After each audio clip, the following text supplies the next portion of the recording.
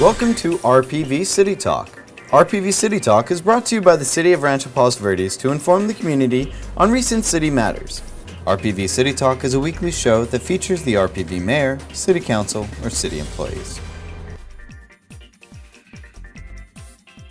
Hello and thanks for joining us on City Talk. I am Maria Sorreo and we are here today at Del Cerro Park. I have the pleasure of sitting down with our Mayor Pro Tem, Anthony Misetich. Thanks for being with us today. Thank you, Maria. Thank you for having me here. You know, it's nice to get to know you on a more personal level. Let's go back a little ways. You're homegrown. You're from the area. You're from San Pedro. Your father and grandfather both were in the fishing industry. Is that right? That is correct. Let's talk about that a little bit. What was that like growing up? Well, it was a wonderful experience to have grandparents in a pioneer industry in the area that helped build, the port. Right. My grandfather Antone was a captain of a fishing fleet. He had 5 fishing boats during the course of his life, and he used to take me down to the fishing slip, on Saturdays and Sundays when he was in port. Right. And I used to get to explore the whole boats and the engine rooms and the docks and everything. I grew up around boats. What an amazing place, especially as a young child, to be able to explore. It must have been amazing. Oh, it was fascinating. Yeah. I got to see a lot of things that most kids don't get Never to see. Mm-hmm.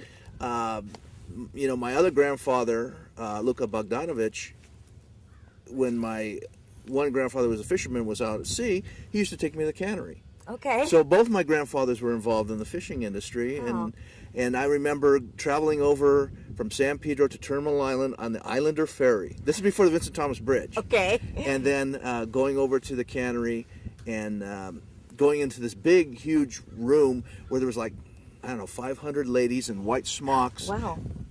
Cutting up the fish and preparing it for canning. Now, did your mom work as well, or did she stay at home and take care of you guys? Mom stayed at home, but when she was younger, she worked in the cannery. Oh, interesting. Yeah. Did your parents meet there, or? They met at, I think, of a fisherman fiesta. Oh, Yeah, interesting. yeah. Interesting. I think it's fascinating because we see the port now. It's so large, and that must have been an amazing place to see. What was it like back then? It was a lot different than it is today. I'm sure. lot smaller, less container traffic. The fishing industry was a big part of the San Pedro economy. There was, I think, 8,000 people involved that were employed in the fishing industry. Wow.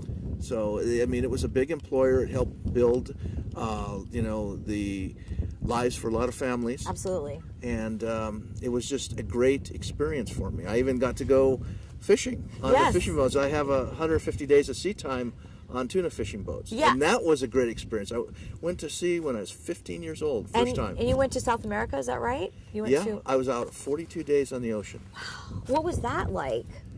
Very interesting. I mean, to be out on the ocean where there's no land, just water totally around you. Yes. And does it feel strange? Or it felt strange. It seemed like it might feel a little strange. It felt strange. I got to see a lot of different things. I got to see the volcanic islands off of Baja. Wow. We caught fish, of course. So I got to see that process firsthand and experience it. I even, on that particular trip, I even saw a fishing boat sink. Wow. And our fishing boat picked up that crew and rescued them.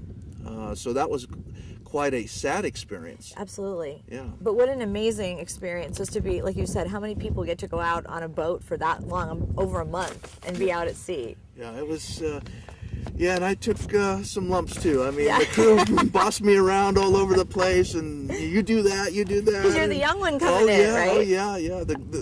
I think I was watching The Deadliest Catch last night, and, I guess they call those the greenhorns. Yeah, exactly. That was the greenhorn. Let's go back a little bit before you even went out on your fishing expeditions. You went to Miralles School. You went to all the local schools here. I went to South Shores Elementary School, San Pedro, and then my family moved to Rancho Palos Verdes in 1972. Okay. Before it was a city, right? Still LA County, and I attended Dapple Gray, and graduated from Dapple Gray, and then attended Maryland High School. Okay. In high school is when you started playing football. You and I both share a love of the game. And I kind of wanted to talk about that a little bit because I think the things that you learn from football are different probably than any other sport. It's a hard sport. The rewards are amazing. It teaches you to overcome obstacles and great adversity and things like that. But you also were under Coach Kimbrell, who I remember when he was at Peninsula High School. He was a very tough coach.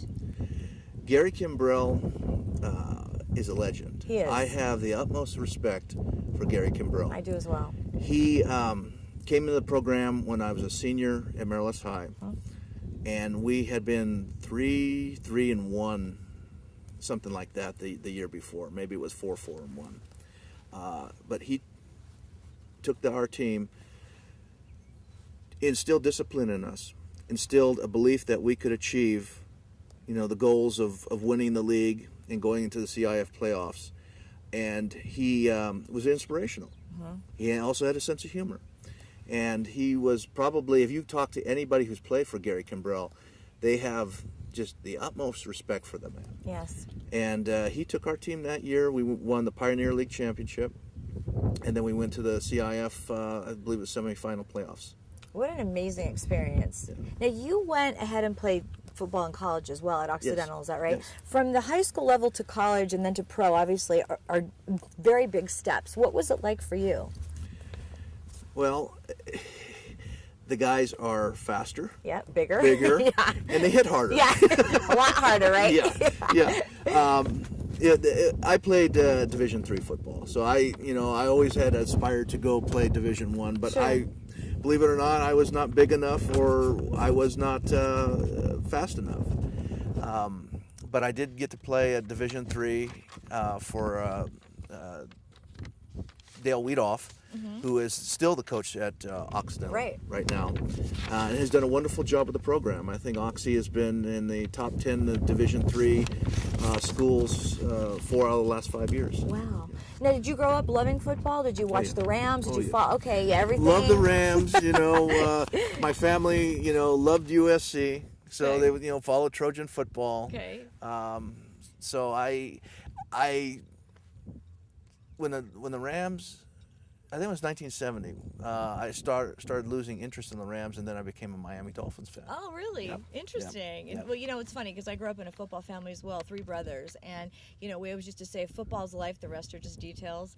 But I think just what you learn from that game and really understanding it is just invaluable. Well, as you said, you learn to overcome adversity. Yeah. You learn discipline. Right. You learn teamwork. Yes. And you're working as a team towards a common goal. Exactly. So I think that's probably the best sport to teach those kind of life experiences that you can use for the rest of your life. Right.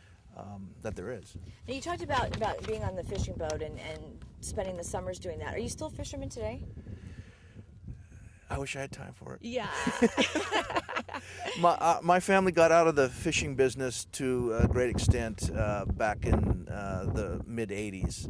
That was kind of the industry had declined by that time, and the canneries were exiting the markets here and going to Samoa and Puerto Rico, and many of the fishing boats were being sold off and that kind of thing.